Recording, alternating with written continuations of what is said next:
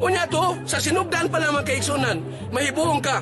Kay kinilaging yawa mga kaigsunan, nisulti ni, ngadto ni Adan og iba nga, kaon mo sa bunga sa kahoy, nga nag-ila sa maayo og dautan, muna sulti si yawa. Ningon sang Ginoo, oy Adan og iba, ayaw mo kaon. Ayaw mo kaon, ningon sang Ginoo. Sus mga kaigsunan, ang unang tao si Adan og iba, ngadto man ituman sa yawa, nga anak man tato sa Diyos. Patawala na. Kinsa man di gamhandan mga kaigsunan, ang yawa o ang Diyos. Nganong tuwa man sa tumas yawa, ningon ang yawa, ayaw mo kaon, kaon mo, ningon yaw, kaon mo, ingon sa Diyos, ayaw lagi mo kaon na, kay sa adlaw nga mo kaon mo, mamatay mo. Kingnan siya Adan og iba. Ingon sang yawa, ay pagtuan ng Diyos, oy. Kaon ninyo ana, maabli ang inyong salabutan, ingon yawa. Makahibaw mo unsay maayo unsay dautan. Pagkaon nila mga kaigsunan, ningon man Ginoo, tanawa ra ang tao, ni kaunas bungas kahoy, nakaila na sila, unsay maayo, unsay dautan, nagsulti des tinud ang yawa. Sa aton pa, kining yawa, pwedeng gamhanana ni. Pwedeng ni kahom. Unya buutan pa kay yawa, kingnan pas Ginoo, oy pahawa Satanas. Ingon siya, hawa sa tao Satanas. Pagkabuutan, ingon nila dautan. Oy nakadaot sa mga tao mga kaigsunan, nagingnan pa Diyos Ginoo, oy yawa ay lagpat siya sa huba, butang ilag sakit. Ibutangan sa sakit, wag ipat siya. Nya dautan na. Nimtuman masuko sa Ginoo.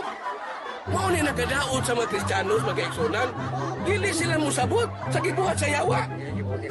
Tanawa ka maayo din ng yawa. Niya kamuray na ingon. Dautan kayo ng yawa. Mamumuno ng yawa. Pamutan mo ito. Pilagi puno sa yawa. So, na ba na? Nakadaot. Ang Ginoo. Dili na mamumuno ang Ginoo. Pero daghan man kay gipatay. Yung ano man na. Uno Samuel 6:19. Gipatay sa Ginoo. Ang 70 katao. Kay milili lang. Sa sudadam sa kasabutas Ginoo. Isa yun ang kana. Gipatay sa Ginoo. 70 katao ha. Ang saarak yun nilili. Lili lang kapat yun ka. Sa ito pa ang yawa, gibutan na ni mga kaigsunan. Kaya wap amang ko yawa na kapatay. Basahin ko ninyo ka ng yawa na kapatay. Believe na ko ninyo. Maubit ang mga kaigsunan na dinilang kutob kaya disinyas na mga tungod nito na akong naipawan na kinidang yawa, mauday ni buutan. Takang salamat, ngayong hapon. Magkadi, ganina.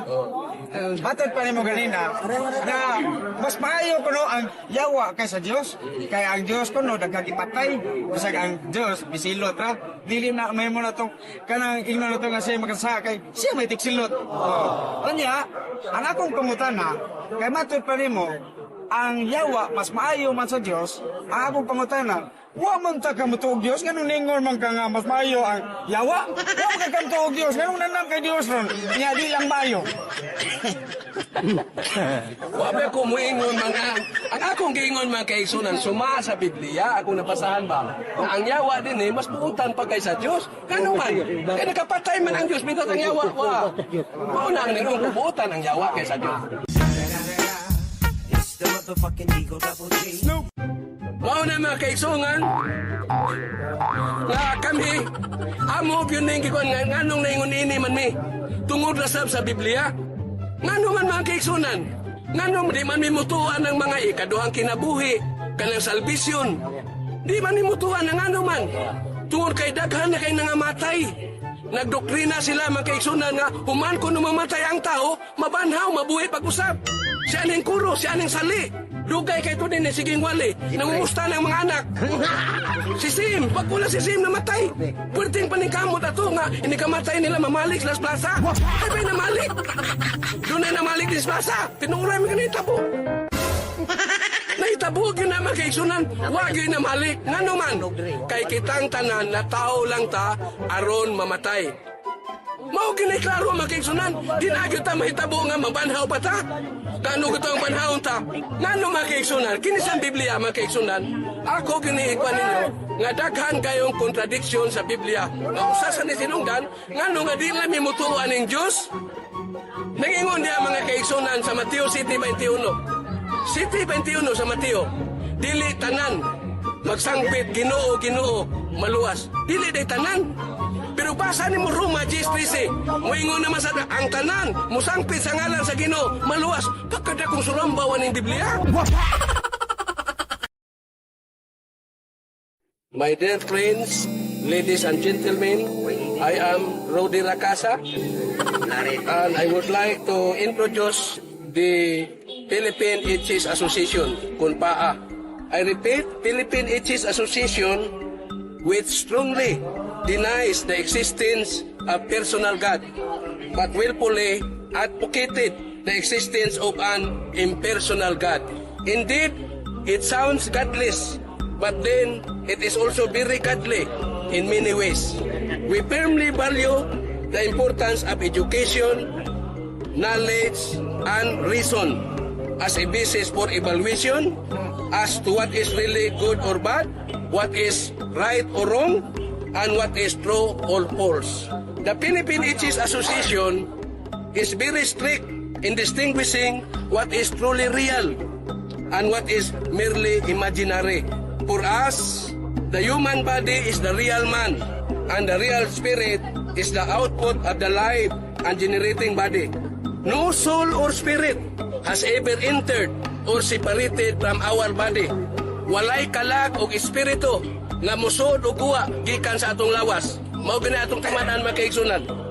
When a person dies, his spirit automatically terminates. He can only be identified as man through his dead body. In case of imminent danger and calamity, it is the physical human body that actually needs direct salvation and safety, while the spirit is simply vanishes into nothingness. There is no resurrection, wala gyoy pagkabanhaw, no second life, walay ikaduhang kinabuhi, and no spiritual salvation whatsoever. In principle, the Philippine Atheist Association is both philosophical and psychological. It helps to promote a lifestyle of modernization, liberality, and modernization. Consequently, a feeling of brotherhood is constantly circulating around, regardless of color, religion, or ideology in life. Finally, the main objective of PAA is to attain global understanding, unity, peace, and happiness for all mankind. Mga kaigsunan, mao to akong ipamahayag din mga kaigsunan, ngano nga kami, mga atheists, mga atheistic humanism, dili mimutuo o personal nga Dios. Kaya ang among gituan, impersonal nga Dios.